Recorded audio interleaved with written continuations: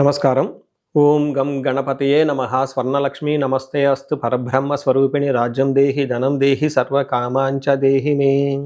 అందరికీ స్వర్ణలక్ష్మి అమ్మవారు ఎప్పుడు ప్రతి నిమిషం సంతోషంగా ఉండే విధంగా, చక్కగా నవ్వుతూ ఉండే విధంగా, ఆనందభరితంగా ఉండే విధంగా మనల్ని అందరినీ అనుగ్రహించాలని, అంతేకాకుండా మనందరికీ రాజ్యాధికారం ఉండే విధంగా అనుగ్రహించాలని, అమ్మవారు మనందరికీ సమృద్ధిగా ధనం ఇవ్వాలని, అంతేకాకుండా ప్రతి ఒక్కళ్ళకి వాళ్ళ మనసులో ఉన్న కోరిక తక్షణమే నెరవేర్చే విధంగా అమ్మవారికి మనకు ఆశీర్వాదం ఉండాలని చెప్పేసి కోరుకుంటూ ముందుకెళ్దాం. ఈ రోజు మనం చెప్పుకోబోయే విషయం ఏంటంటే, కుజుడు వచ్చేటప్పటికి మిథున రాశిలో ప్రవేశిస్తున్నాడు. ఆగస్టు 2వ తారీఖు నుంచి సెప్టెంబర్ 18th వరకు వాళ్ళు ఆ మిథున రాశిలోనే ఉండటం జరుగుతూ ఉంటుంది.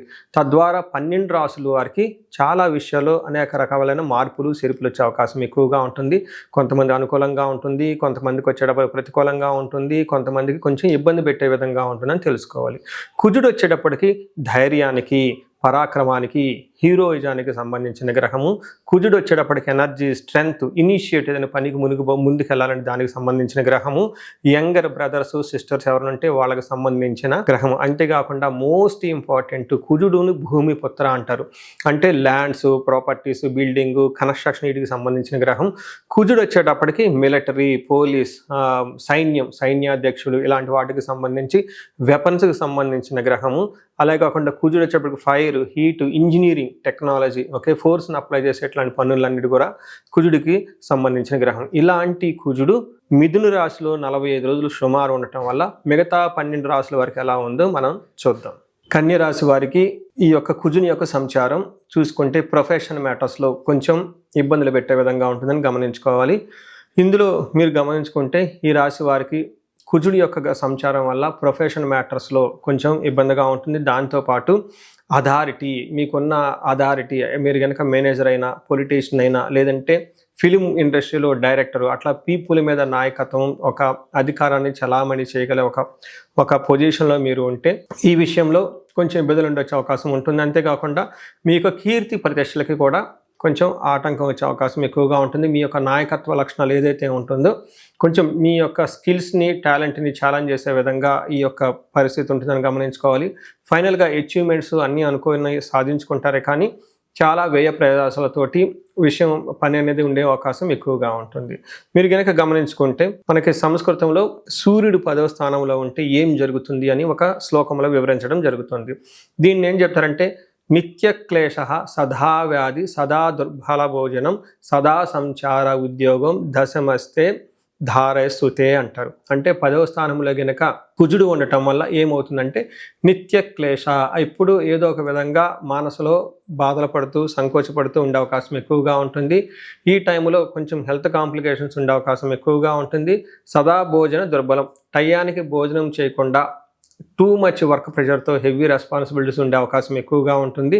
అంతేకాకుండా సదా సంచార ఉద్యోగం, ఈ ఉద్యోగం నిమిత్తం చాలా లాంగ్ ట్రావెల్ చేసే అవకాశం ఎక్కువగా ఉంటుంది. సో ఇది కూడాను కొంచెం బాగా ప్రెషర్ఫుల్గా ఉండే పరిస్థితులు ఉంటాయని గమనించుకోవాలి. ఇంతేకాకుండా ఈ టైంలో కొంచెం కుటుంబానికి దూరం అయ్యే అవకాశం ఎక్కువగా ఉంటుంది. తర్వాత ధనాన్ని కోల్పోయే అవకాశం ఎక్కువగా ఉంటుంది. అతిగా భయపడే పరిస్థితులు కూడా ఉంటాయని మీరు గమనించాలి. సో చూశారు కదండి, ఈ రాశి వారికి ఓవరాల్గా చూసుకుంటే కుజుని యొక్క ప్రభావం చేత ప్రొఫెషన్ మ్యాటర్స్లో, కీర్తి ప్రతిష్టలకు సంబంధించిన వ్యవహారాలలో ఇబ్బందులు ఉంటాయి అని గమనించుకోవాలి. అంతేకాని దీని గురించి ఎక్కువగా టూ మచ్ భయం కూడా పడాలని అవసరం ఏమీ లేదు. సహజంగా ప్రెషర్ ఎక్కువగా ఉంటుందని మీరు గమనించాలి. మనం ఈ రాశి వారికి పరిహారాలు చూసుకుంటే ఇందులో పరిహారాలు 2-3 రకాలుగా చెప్తానండి. ఒకటి సెల్ఫ్ రెమెడీస్, మీరు చెప్పుకునే పరిహారాలు చెప్తాను. రెండో పరిహారం మీరు గమనించుకుంటే ఈ యొక్క శ్రావణ మాసాన్ని దృష్టిలో పెట్టుకొని ఈ శ్రావణ మాసాన్ని ఎలా సద్వినియోగం చేసుకోవాలో దాని గురించి పరిహారాలు చెప్తాను.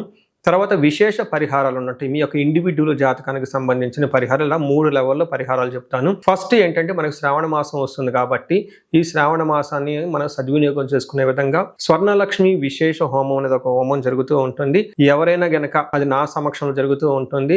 ఎవరికైతే 16 మంది లక్ష్మీలు కావాలి, సిద్ధలక్ష్మి, మోష్టలక్ష్మి, ఇష్టలక్ష్మి, గజలక్ష్మి, ఇలా అనేక మంది లక్ష్మీల యొక్క కటాక్షం మీకు కావాలనుకుంటే స్వర్ణలక్ష్మి విశేష హోమం జరుగుతూ ఉంటుంది.